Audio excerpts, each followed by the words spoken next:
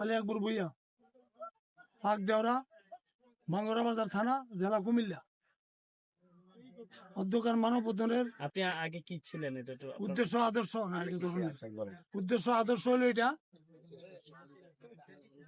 আওয়ামী লীগের আমলে যখন ইসুফ আব্দুল্লাহ হারুন এমপি সাহেব ছিল, তখন দুইটা ঘটনা করছে এরা, যারা এই মুক্তল ডাকাতের পার্টি, এরা গাঁজার ব্যবসা এবং মদ, এরপর সুর, এদের লেগে টিউবুল সুর সহ এরা করে, বিচার করা যায় না, বিচার করলে এরা আক্রান্ত হয়।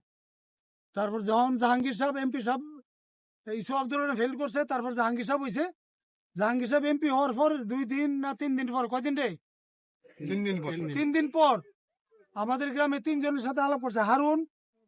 হারুন, এরপর হইলো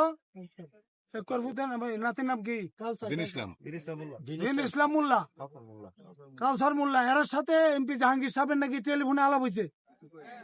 এরা বলে দিছে যে জাহাঙ্গীর সাহেবের সাথে আলাপ হয়েছে, তোমরা 2-4টা খুন করলেও কোনো অসুবিধা নাই, এবার আক্রমণ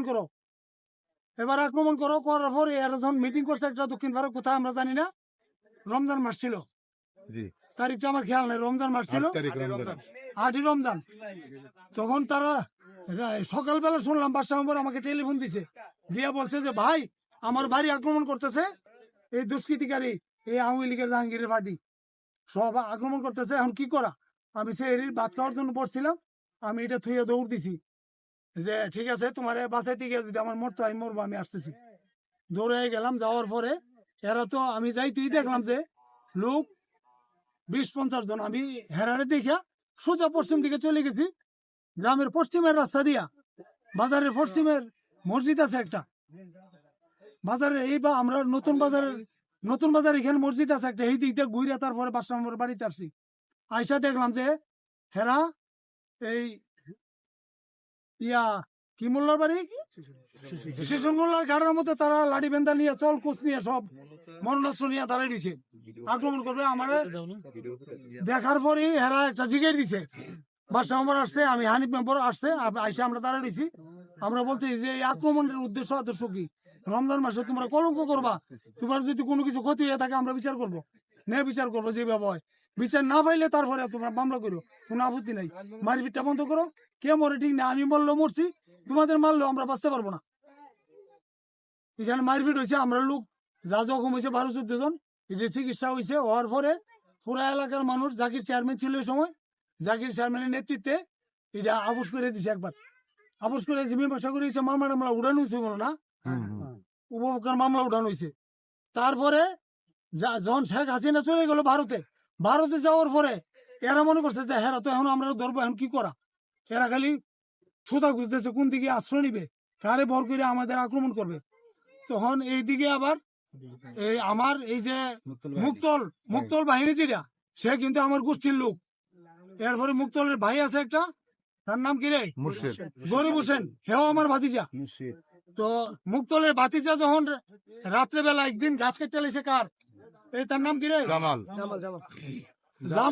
6 তারিখ জামালের গাছ কাটছে, জামালের গাছ কাটছে ক্ষেতের থেকে, গাছ কাটছে কাটটা সেটা এটি নিয়ে এর পরবর্তীটা আমার হাসিমে করলো এই গাছ কাটার কথা। আসসালামু আলাইকুম ওয়া রাহমাতুল্লাহ। আমার নাম আবু নাইম, আমার গ্রাম পাকদেওরা। 21 তারিখ দুপুর 11:30 বাজে আমার ছোট ভাই সাইফ, আমনের মুরাদনগর উপজেলার সাংগঠনিক সম্পাদক বিএনপি, আমি 3 নং আন্দিকর ইউনিয়নের সাংগঠনিক সম্পাদক বিএনপি। আমরা 14 বছর লাগাতে কিন্তু এদের অত্যাচার, 16 বছর লাগাতে এদের অত্যাচার আমরা ভোগ করে আসতেছি। 21 তারিখ 11:30টার দিকে বাজার থেকে আসার পথে আমার ভাতিজা বিল্লাল, শরীফ রাজা, এরপরে মুশারফ, মারুফ, এরা 4 জন আসতেছে। অকুদ্ধভাবে মানে এরা অজান্তে একটা ফাঁদ ধরে এদেরকে একবারে মারে ফেলার জন্য অতর্কিত আক্রমণ করছে। এরা মুক্তল, মুর্শিদ, মানিক, গরিব হোসেন, আলম শাহ, কালাচান, হারুন মোল্লা, দিন ইসলাম মোল্লা, আজিজ মোল্লা, তারা মানে প্রায় 30-35 জন লোক একটা অভ্যন্তরীণভাবে হামলা করছে। কার লোকেরা?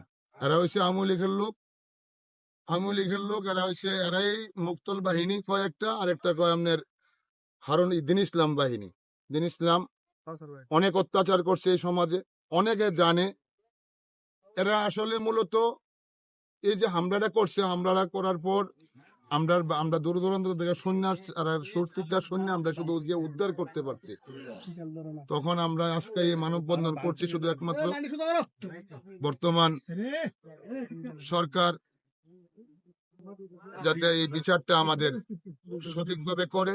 আমাদের এতগুলো হামলার পরে, এতগুলো মানুষ মারার পরে 4-5 জন লোক একেবারেই যখন বর্তমান ঢাকা মেডিকেলে আছে, কিন্তু আমরা আসলে এরপরে এরাই গিয়ে থানার মধ্যে মামলা করছে, কোন এক উপদেষ্টার মাধ্যমে নাকি এরা এই মামলাগুলা করছে।